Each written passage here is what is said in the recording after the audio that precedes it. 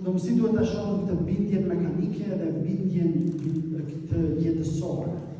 Tani me Perëndinë, po I bindesh Perëndisë për shkak se ke frikë që ndoshta çfarë do të ndodhë ty pa Perëndinë. Po I bindesh Perëndisë për shkak të pasojave, po I bindesh Perëndisë për shkak të dashurisë. Në qoftë se po I bindesh Perëndisë për shkak të pasojave, po jemi këtë marrëdhënie mekanike.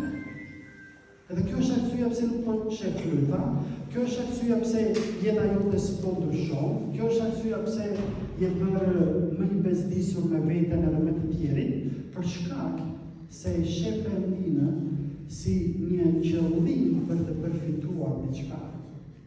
Po jo si një qëllim në vetvete, që për shkak të dashurisë.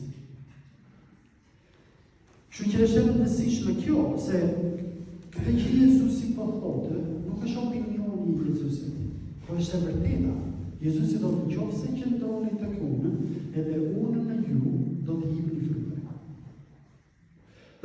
Po ja ta bëj një pyetje tjetër, që në qoftë se nuk po rritesh në të dashurinë e Perëndisë, edhe si e shohim këtë, e shohim apo duam gjërat e Perëndishme, apo duam fjalën e Tij, apo lutem, apo a jemi më të gatshëm për të shërbyer, ose apo I duam të tjerë, apo I falim të tjerë.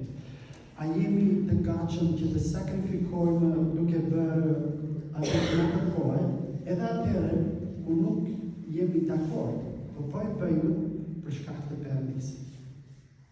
Edhe ne të krishterët duhet, kur jemi në këtë marrëdhënie me Perëndinë, e kemi të mundur ta shohim rritjen tonë çdo vit.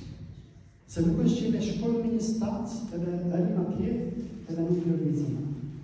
Po ne vazhdojmë të rritemi gjithmonë kur jemi të lidhur me Perëndinë.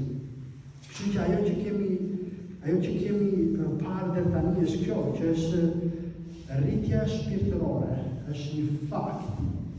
Kur qëndrojmë me Perëndinë, kur qëndrojmë me Jezusin, kur I bindemi të vërtetës të Perëndisë.